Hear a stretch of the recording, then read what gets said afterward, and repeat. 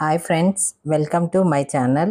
ఈరోజు మనము ఈ వీడియోలో తెలుగు బోధనా పద్ధతులైన మొట్టమొదటి చాప్టర్ భాషా నిర్వచనాలు, ఉత్పత్తి వాదనలు, భాషా కుటుంబాలు, ఇందులో ఉన్న ప్రతి ఒక్క బిట్టును డీప్గా డిస్కషన్ చేసుకుందాం. అలాగే ఎలా గుర్తుంచుకోవాలో కూడా కొన్ని కీ పాయింట్స్ చెప్తాను. ఈ వీడియో కంప్లీట్గా చూడండి. చూసాక మీకు నచ్చినట్లయితేనే please like and share, subscribe. ఒకవేళ మీకు నచ్చినట్లయితే కామెంట్ చేయండి. ఇలా చెప్పండి, అలా చెప్పండి అని కామెంట్ చేయండి. భాష అనే శబ్దము ఏ సంస్కృత ధాతువు నుంచి ఏర్పడింది అంటే భాష్ అనే సంస్కృత ధాతువు నుండి ఏర్పడింది. నెక్స్ట్ వచ్చేసి మానవులు తమ అభిప్రాయాలను ఎదుటివారికి తెలుపుతూ పరస్పరం సహకరించుకోవడానికి తోడ్పడే మౌఖిక ధ్వనుల స్వతంత్ర వ్యవస్థ భాష అన్నది ఎవరు అంటే సైమన్ పాటర్. దీన్ని ఎలా గుర్తుంచుకోవాలంటే ఇక్కడ చూడండి, మానవులు తమ అభిప్రాయాలని ఎదుటివారికి తెలుపుతూ పరస్పరం సహకరించుకోవడానికి తోడ్పడేది మౌఖిక అని చెప్పాడు కదా. ఈ మౌఖిక అనే బదులు పాట రూపంలో చెప్తున్నాడు అని చెప్పేసి గుర్తుంచుకోండి. పాటర్ కదా, పాట, మౌఖిక పాట అని గుర్తుంచుకోండి. నెక్స్ట్ వచ్చేసి భాషకి మూలం ఏది? ధ్వని. భాష ఆవిర్భావానికి మూల కారణం భావ వినిమయం. ఒక భాష ఆవిర్భవించడానికి ఏంటిది మూల కారణం? భావ వినిమయం. పలు భాషణ అలవాట్లతో కూడిన సంక్లిష్ట వ్యవస్థ భాష అన్నది ఎవరు అంటే హకెట్. ఇక్కడ పలు భాషణ అలవాట్లతో కూడిన సంక్లిష్ట వ్యవస్థ భాష అన్నది హకెట్. దీన్ని ఎలా గుర్తుంచుకోవాలంటే కొంతమందికి ఒక్కొక్కరికి ఒక్కొక్క అలవాటు ఉంటుంది. అలాంటి అలవాట్లలో ఒకటి అలవాటు ఏంటంటే హాకీ ఆడడం. ఇక్కడ అలవాటు హాకీ, అలవాటు హాకీ అని గుర్తుంచుకోండి. నెక్స్ట్ వచ్చేసి భాష ఒకే అంశము లేక లక్షణము గల వస్తువు కాదు. సమాజంలో మానవ సంబంధాలు ఎంత క్లిష్టమైనవో అంతే క్లిష్టమైన మానవ దృగ్విషయమే భాష అని భావించవచ్చు అన్నది ఎవరు అంటే ఎస్కే వర్మ, ఎన్ కృష్ణస్వామి. ఇది చాలా కష్టంగా ఉంది. దీన్ని ఎలా గుర్తుంచుకోవాలి మరి అంటే భాష ఒకే అంశం లేక లక్షణం గల వస్తువు కాదు. సమాజంలో మానవ సంబంధాలు ఎంత క్లిష్టమైనవో అంతే క్లిష్టమైనవి మానవ దృగ్విషయమైన భాష అని భావించవచ్చు అన్నది వర్మ కృష్ణస్వామి అనుకుందాం. ఇక్కడ వర్మ ఒక సినిమా తీస్తున్నాడు. ఆయన ఏమంటున్నాడంటే వర్మ ఏమంటున్నాడంటే క్లిష్టమైన కష్టమైన నేను కృష్ణతోటే సినిమా తీస్తా అంటున్నాడు. ఏమంటున్నాడు వర్మ? రామ్ గోపాల్ వర్మ అని గుర్తుంచుకోండి. ఏమంటున్నాడు? క్లిష్టమైన కష్టమైన నేను కృష్ణతోటే సినిమా తీస్తాను అని అంటున్నాడు. నెక్స్ట్ వచ్చేసి మనసులోని భావ పరంపరను ఏ పదాలు ఏ వాక్యాలు ఎదుటివారికి అందిస్తాయో ఆ పదాలు వాక్యాలే భాష అన్నది ఎవరు? రామచంద్ర వర్మ. మనసులోని భావ పరంపరను ఏ పదాలు ఏ వాక్యాలు ఎదుటివారికి అందిస్తాయో ఆ పదాలు ఆ వాక్యాలే భాష అన్నది ఎవరు అంటే రామచంద్ర వర్మ. అయితే ఇది ఎలా గుర్తుంచుకోవాలి? ఏ పదాలు ఏ వాక్యాలు, ఆ పదాలు ఆ వాక్యాలు. ఎవరన్నారు? రామచంద్ర అన్నారు. ఏ పదాలు ఏ వాక్యాలు, ఆ పదాలు ఆ వాక్యాలు అన్నది ఎవరు? రామచంద్ర వర్మ. నెక్స్ట్ వచ్చేసి భావ నియమంలో తమ భావాలను, ఉద్రేకాలను, కోరికలను స్వతహాగా వెలువడిన సంకేతాల ద్వారా వ్యక్తం చేయడానికి రూపొందించుకున్న సాధనం భాష అన్నది ఎవరు? సైఫర్. అయితే దీన్ని ఎలా గుర్తుంచుకోవాలో చూద్దాం. భావ వినిమయంలో తమ భావాలని, ఉద్రేకాలను, కోరికలను ఏం చేయాలంట? ఫైర్ చేయాలి. ఏం చేయాలి? ఫైర్ చేయాలి. భావాలని, ఉద్రేకాలని, కోరికలని ఫైర్ చేయాలి అని గుర్తుంచుకోండి. నెక్స్ట్ వచ్చేసి ఇంట్రడక్షన్ టు ట్రాన్స్ఫర్మేషన్ గ్రామర్ అనే గ్రంథం ఎవరు రచించారు? Emmon Bach. Introduction to transformational grammar అనే గ్రంథాన్ని ఎవరు రచించారు? Amine blog. నెక్స్ట్ వచ్చేసి భాష అనంతమైన వాక్యాల సముదాయం అన్నది ఎవరు? ఎమెన్ బాగ్. ఇది అన్నది కూడా ఎమెన్ బాగ్. భాష బాగ్.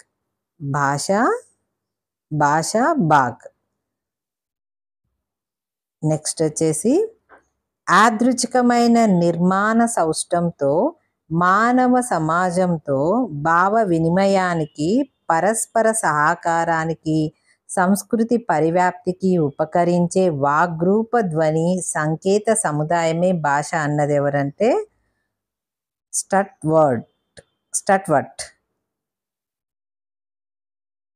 అంటే దీన్ని ఎలా గుర్తుంచుకోవాలంటే ఇక్కడ సౌష్టం ఉంది కదా, సౌష్టం స్టట్వర్డ్. నెక్స్ట్ వచ్చేసి ఒక వ్యక్తి తన ఆలోచనలను వ్యక్తికి యాదృచ్ఛికమైన వాగ్రూప సంకేతాల ద్వారా వ్యక్తం చేసే విధానమే భాష అన్నది ఎవరు? John P Hugh. అంటే ఇక్కడ ఎలా గుర్తుంచుకోవాలి? ఒక వ్యక్తి తన ఆలోచనలు అలాగే వ్యక్తికి యాదృచ్ఛికమైన వాగ్రూప సంకేతాల ద్వారా వ్యక్తం చేసే విధానమే భాష అన్నది ఎవరు అంటే జాన్ పి హ్యూగ్. అంటే సంకేతాలు అంటే ఒక వ్యక్తిలో ఏమని ఆలోచన ఉంది? హగ్ చేసుకోవాలని ఆలోచన ఉంది. అదే సంకేతాల ద్వారా ఒక వ్యక్తిలో తన ఆలోచనలో హగ్ చేసుకొని సంకేతాల ద్వారా వ్యక్తం చేసే విధానమే భాష అన్నది ఎవరంటే జాన్ పి హ్యూగ్. నెక్స్ట్ వచ్చేసి ప్రకృతి ప్రత్యయ పద నిరూపణే భాష అన్నది ఎవరంటే వ్యాకరణకారులు. ప్రకృతిని ఎలా వర్ణించాలి అని అంటున్నారు అంటే వ్యాకరణం ద్వారా వర్ణించాలి అని వ్యాకరణకారులు చెప్తున్నారు. ప్రకృతిని ప్రత్యయం ఏంటిది? వ్యాకరణం ద్వారా వర్ణించమని. పద నిరూపణే భాష అంటే పదాన్ని నిరూపించేది ఒక వ్యాకరణం ద్వారా చెప్పాలి అని చెప్పేసి గుర్తుంచుకోండి. నెక్స్ట్ వచ్చేసి అర్థవంతమైన పదాల సముదాయమే భాష అన్నది ఎవరు? మనకిప్పుడు దీన్ని ఎలా గుర్తుంచుకోవాలంటే అర్థవంతమైన పదాల సముదాయమే భాష అన్నది. మనకు ఒక అర్థం కావాలి, ఎక్కడ వెతుకుతాం? ఒక తెలుగు అర్థం కావాలంటే నిఘంటువులో వెతుకుతాం ఒక పదానికి అర్థం కావాలంటే. అందుకే అర్థవంతమైన పదాలని సముదాయమే భాష. ఆ పదాలు ఎక్కడ వెతుకుతాం? నిఘంటువు అని గుర్తుంచుకోండి. నెక్స్ట్ వచ్చేసి భాష అనేది ప్రత్యేక నియమాలు సముదాయం ఆధారంగా నిర్మించిన ప్రత్యేక వాక్యాల సముదాయము. భాష అనేది ఏంటి అంటే ప్రత్యేక నియమాల సముదాయం ఆధారంగా నిర్మించిన ప్రత్యేక వాక్యాల సముదాయము. ప్రత్యేకము ఇక్కడ సముదాయము నోమ్ అని గుర్తుంచుకోండి.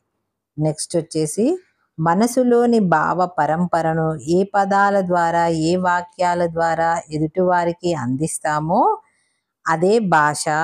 ఇందాక చెప్పాను ఏ పదాల ద్వారా ఏ వాక్యాల ద్వారా ఆ పదాల ద్వారా ఆ వాక్యాల ద్వారా అని వస్తే ఎవరు? రామచంద్ర.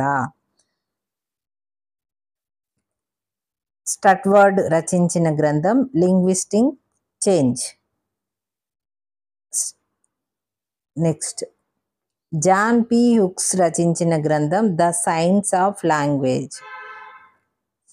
దీన్ని ఎలా గుర్తుంచుకోవాలంటే జాన్ పి హ్యూగ్స్ రచించిన గ్రంథం the science of language.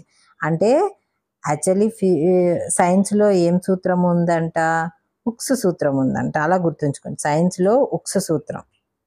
Next Simon Potter రచించిన గ్రంథం మోడర్న్ లింగ్విస్టిక్. అంటే దీన్ని ఎలా గుర్తుంచుకోవాలి అంటే పాట ఎలా పాడాడు? మోడర్న్గా పాడాడు. ఎవరు? సైమన్ పాట ఎలా పాడాడు? మోడర్న్గా పాడాడు. హకెట్ రచించిన గ్రంథం a course in modern linguistic. Hockett రచించిన గ్రంథం a course in modern linguistic. Hockett ఏం కోర్స్ ఇస్తున్నాడు? హాకీ కోర్స్ అందరికీ నేర్పిస్తున్నాడు. హాకీ కోర్స్ ఎవరు నేర్పిస్తున్నారు? హకెట్. నెక్స్ట్ వచ్చేసి మానవులు తమ అభిప్రాయాలను ఎదుటివారికి తెలుపుతూ పరస్పరం సహకరించుకోవడానికి తోడ్పడే మౌఖిక ధ్వనులు స్వతంత్ర వ్యవస్థ అన్నది భాష. అంటే ఒక మనిషికి తన అభిప్రాయాలు చెప్పాలంటే దేని ద్వారా చెప్తాడు? భాష ద్వారా చెప్తాడు. భాష భావ ప్రకటనకి ఉద్దేశించే సాధనము అని ఒక భాష తనలో ఉన్న భావ ప్రకటనకి ఉద్దేశించే సాధనమని అభిప్రాయపడిన వారు సామాన్య మానవుడు. భాష భావ వినిమయంలో మానవులకు అవరోధాలు లేకుండా చేసే సాధనమని అభిప్రాయపడిన వారు భాషోపాధ్యాయుడు. ఇప్పుడు మనకి భాషలో, అలంలో, భావంలో మనకి ఏమైతే కొన్ని అవరోధాలు వస్తాయి అంటే కొన్ని మనం స్పష్టంగా పలకలేము, కొన్ని తప్పులుగా పలుకుతాం. అప్పుడు మనకి చెప్పేది ఎవరు? భాషోపాధ్యాయుడు. భాష కవితా సౌందర్యాన్ని సందర్శించడానికి, అవగాహన చేసుకోవడానికి ఉపయోగపడే సాధనమని అభిప్రాయపడిన వారు ఎవరు? దీన్ని చాలా ఈజీగా గుర్తుంచుకోవచ్చు. భాష కవితా సౌందర్యానికి దర్శించడానికి, అవగాహన చేసుకోవడానికి ఉపయోగపడే భాష కవితా సౌందర్యాన్ని దర్శించడానికి, అవగాహన చేసుకోవడానికి ఉపయోగపడే సాధనమని అభిప్రాయపడిన వారు సాహిత్యవేత్త. కవిత రాయాలంటే మనం ఏం కావాలి? సాహిత్యం కావాలి. సాహితీవేత్త అయితేనే కవిత్వాన్ని పర్ఫెక్ట్గా రాయగలడు అని గుర్తుంచుకోండి. భాష మానవుల ప్రవర్తన, పశుపక్షాదుల ప్రవర్తన నుంచి వేరు చేసేది చూపడానికి ఉపయోగపడే సాధనమని అభిప్రాయపడిన వారు మనస్తత్వ శాస్త్రజ్ఞుడు. అంటే ఇక్కడ భాష అనేది మనకి పక్షులకి ప్రవర్తన నుంచి వేరు చేసేది చూపడానికి ఉపయోగపడే సాధనం అని చెప్పింది మనస్తత్వ శాస్త్రజ్ఞుడు. భాష మానవ సంస్కృతి అధ్యయనానికి ఉపకరించే సాధనమని అభిప్రాయపడిన వారు మానవ శాస్త్రజ్ఞుడు. భాష ఉపదేశం ఇవ్వడానికి ఉపకరించే సాధనమని అభిప్రాయపడింది. మనం ఏదైనా ఉపదేశం, భగవద్గీత ఉపదేశమో ఇంకా ఏదో ఒక ఉపదేశం మనం వినాలనుకుంటున్నాం. అప్పుడు ఎవరు చెప్తారు? మత ప్రచారకుడు అని గుర్తుంచుకోండి. నెక్స్ట్, భాష శాసనాలు, రచనలు, అభిలేఖలు సహాయంతో చరిత్రను నిర్మించడానికి ఉపకరించే సాధనమని అభిప్రాయపడింది ఎవరు అంటే చరిత్రకారుడు. ఇక్కడ శాసనాలంటేనే చరిత్ర గురించి చెప్పేవి. భాష తాత్విక చర్చకు ఉపకరించే సాధనమని అభిప్రాయపడిన వారు వేదాంతి. తాత్విక అంటేనే వేదాంతం, తాత్విక అంటే వేదాంతం అని గుర్తుంచుకోండి. నెక్స్ట్ వచ్చేసి భాష వాగ్రూపంగా కానీ లిఖిత రూపంగా కానీ ఎదుటి వ్యక్తి భావాన్ని అందించే సాధనమని అభిప్రాయపడిన వారు సాంకేతిక శాస్త్రజ్ఞుడు. భాష మానవుల మధ్య పరస్పర సంబంధాలని పెంపొందించగల సాధనమని అభిప్రాయపడిన వాడు కూడా సామాజిక శాస్త్రజ్ఞుడు. భాష విషయ వివేచనకి ఉపకరించే సాధనమని అభిప్రాయపడిన వారు భాషా శాస్త్రజ్ఞుడు. భాష ఎదుటి వారికి తన ఆలోచనను, అభిప్రాయాలను చెప్పడానికి చేష్టలతో పాటు ఉపయోగపడే ధ్వని రూపం అని అభిప్రాయపడింది విద్యార్థి. అంటే ఏదైనా సైగల ద్వారా, చేష్టల ద్వారా చెప్పేది అని చెప్పేసి అభిప్రాయపడింది విద్యార్థి. ఫారిష్ భాషా శాస్త్ర సంఘము ఏ సంవత్సరంలో భాషోత్పత్తి అంశము పై చర్చ నిషేధించింది అంటే 1866లో. 1861 సంవత్సరంలో సహజ ధ్వనులు ఆధారవాదాలు పేర్కొన్నది మాక్స్ ముల్లర్. సహజ ధ్వనులు ఆధారవాదాలు పేర్కొన్నది ఎవరు అంటే మాక్స్ ముల్లర్. ఏ సంవత్సరంలో అంటే 1861లో. ధాతువాదాన్ని సమర్థించిన వారు ఎవరు అంటే యాస్కాచార్యుడు. ఎవరు? ధాతువాదం అనగానే మనకు గుర్తు రావాల్సింది యాస్కాచార్యుడు. మాక్స్ ముల్లర్ ప్రతిపాదించిన వాదం డింగ్ డాంగ్ వాదం. మాక్స్ ముల్లర్ ప్రతిపాదించిన వాదం డింగ్ డాంగ్ వాదం. సంస్కృత భాషావేత్తలు ప్రతిపాదించిన భాషోత్పత్తి వాదన ధాతువాదం. ఎవరు ధాతువాదాన్ని ప్రతిపాదించింది? సంస్కృత భాషోత్పత్తి వాదులు. భాషోత్పత్తి ధాతువుల మూలంగా జరిగిందని ప్రతిపాదించిన వారు సంస్కృత భాషావేత్తలు. భగవంతుడే భాషను ప్రతిపాదించాడు, అది తెలిపే వాదం దైవదత్తవాదం, భగవద్దత్తవాదం. అంటే భగవంతుడు అంటే దైవం, భగవద్దత్త, ఇవి గుర్తుంటుంది కదా. నెక్స్ట్, దైవదత్తవాదంను బలపరిచింది ట్రాంబెట్టి. బలపరిచింది ట్రాంబెట్టి. హిందువులకు సంస్కృతం, మహమ్మదీయులకి అరబీ, క్రైస్తవులకు హిబ్రూ భాషలు దైవ భాషలు అని తెలిపిన వాదమే దైవదత్తవాదం. ధాతువుల నుంచి భాష పుట్టిందని తెలిపే వాదం ధాతువాదం. క్రియలే భాషకి మూలం మలిపి తెలిపే వాదం ధాతువాదం. ప్రతి పదానికి ఒక ధాతువు ఉంటుంది. మొదట క్రియాపదాలు ఉత్పన్నమయ్యి ఆ తర్వాత మిగిలిన పదాలు ఏర్పడతాయని తెలిపే వాదం ధాతువాదం. నామధాతువుల వల్ల భాష పుట్టిందన్నవారు గర్క్యాదులు. నామధాతువుల వల్ల భాష పుట్టిందన్నవారు గర్క్యాదులు. క్రియ వల్ల పుట్టింది గర్క్యాదులు అయితే క్రియ వల్ల పుట్టింది శాకటాయానులు. బౌభవాదానికి మరో పేరు ధ్వన్యూకరణవాదం. బౌభు అంటే అది కుక్క పెద్దగా ధ్వనితోటి అరుస్తుంది కదా, అలా గుర్తుంచుకోండి ధ్వనీకరణవాదము అని.